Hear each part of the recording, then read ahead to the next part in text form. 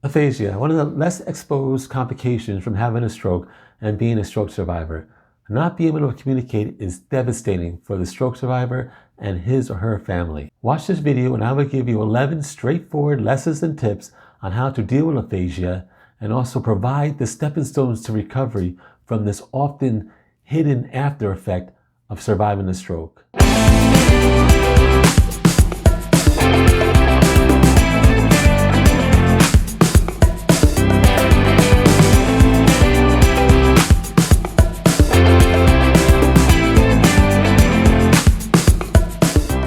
Welcome to Beyond Boundaries, Stroke Survivor and Caregiver Complete Guide on the Road to Recovery.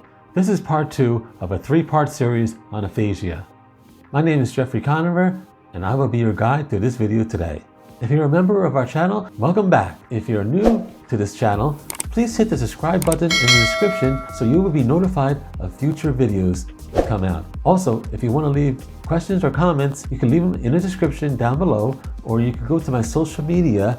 All the links are also down below in the description, and you can leave your comments or questions there and I will get to them as soon as possible. Thank you for coming back to our second part of our 3-part series on aphasia. In this video, we're going to give you 5 more lessons and tips on how to deal and also overcome aphasia. So let's get to it right now.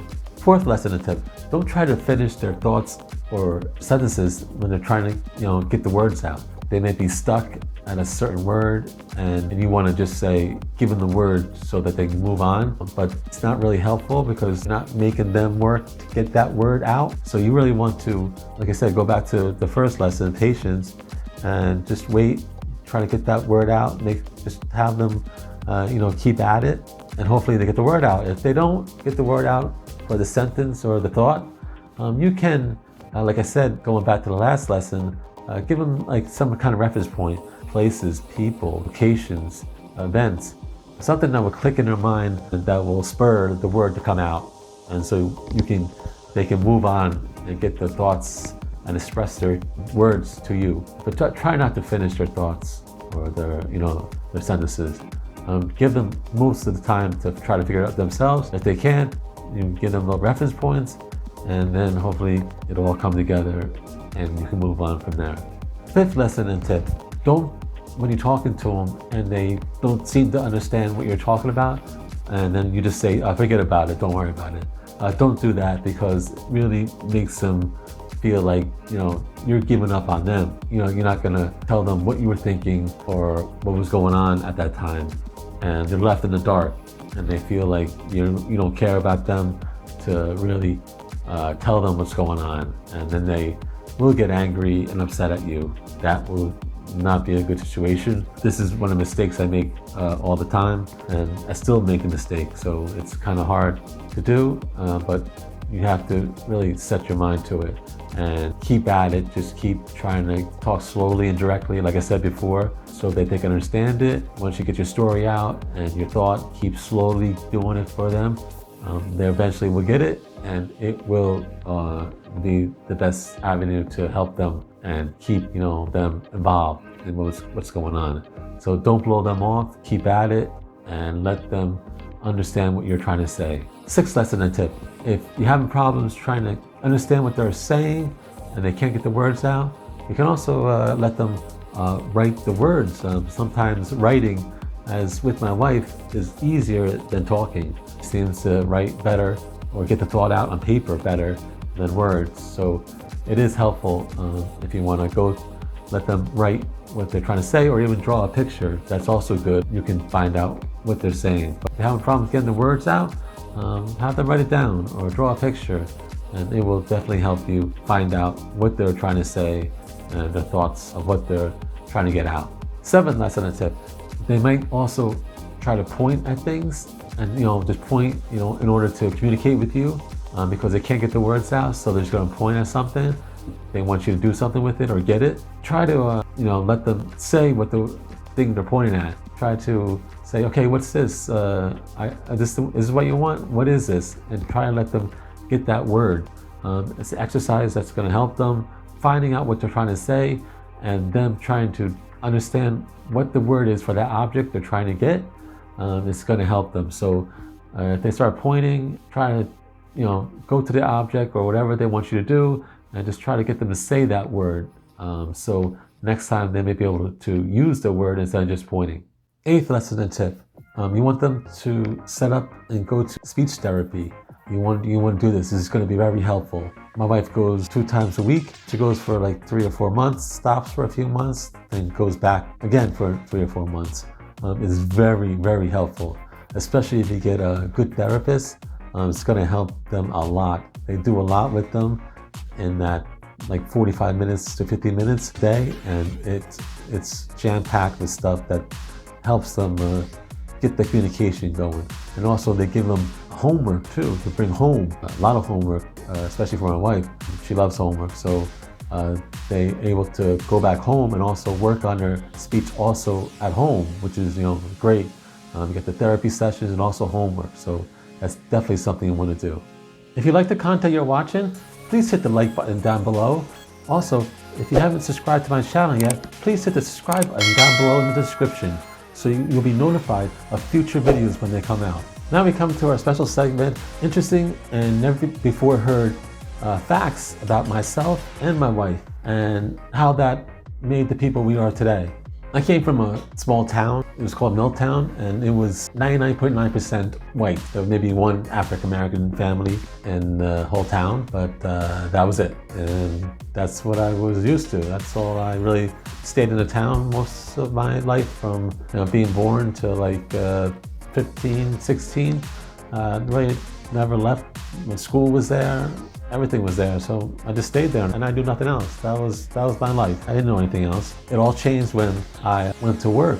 When I was around senior year of high school, I worked in a Caldor, which is right outside Milltown in North Brunswick, I think it was. The Caldor store, which was mostly a department store, and it's no longer around no more. But I went over there to work, and I met one of the 2 people, most important people in my life. That really changed my life. The one I met in Caldor was my wife, Connie, as I call her, or her real name, Conseta. And the other person I will tell you in another video.